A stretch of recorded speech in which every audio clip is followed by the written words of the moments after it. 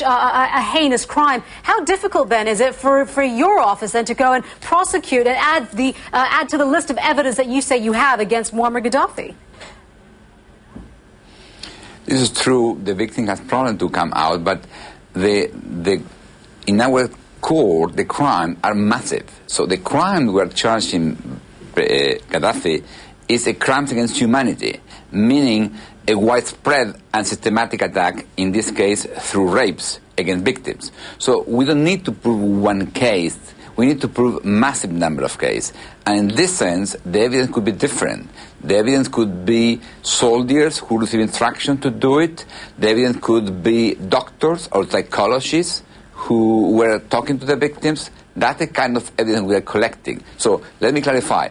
We are still collecting evidence. We are not yet presenting the charges. We are collecting the evidence, and they were sure we'll present the case in court. What kind of evidence do you believe the cell phone video actually adds to your case?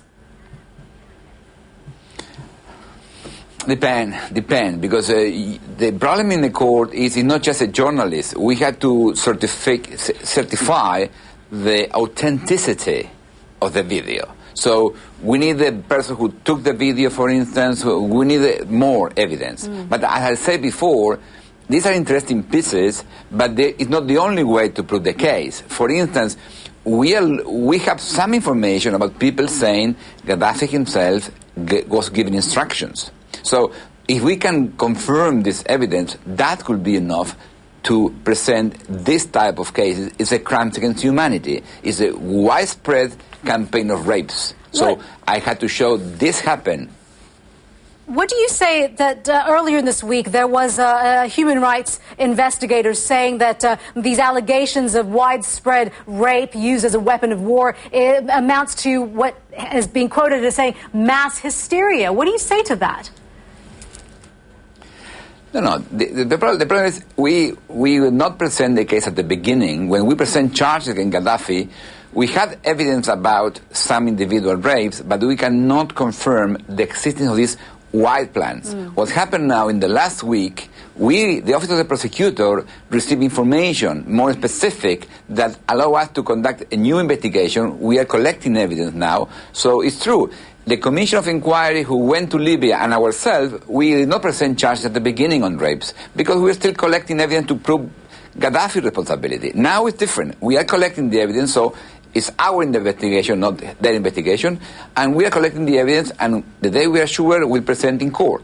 But the way to stop these rapes is stop Gaddafi. Arresting him will be the most effective way to stop these rapes. How strong of a case do you believe you have against Muammar Gaddafi? A strong, solid case against him?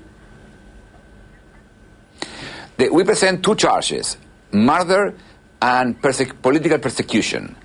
On these two charges, we have a lot of evidence, and I hope the judges will rule in the coming weeks and will decide in our favor, and we issue another warrant. And then the challenge will be to arrest them, because arresting him will be the end of these crimes. But therein lies the difficulty, Mr. Moreno-Ocampo. I'm sorry to interrupt you, but therein lies the difficulty in trying to arrest. You've got other world leaders there that you have indicted on war crimes charges who are still running free. Mr. Omar al-Bashir of Sudan, he's been indicted for 2 years now, and he's still running free. So how difficult is it going to be to actually get Muammar Gaddafi there on the stand?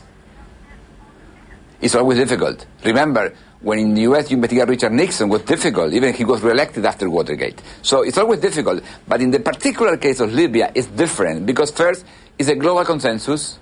Gaddafi cannot commit these crimes. And in Libya,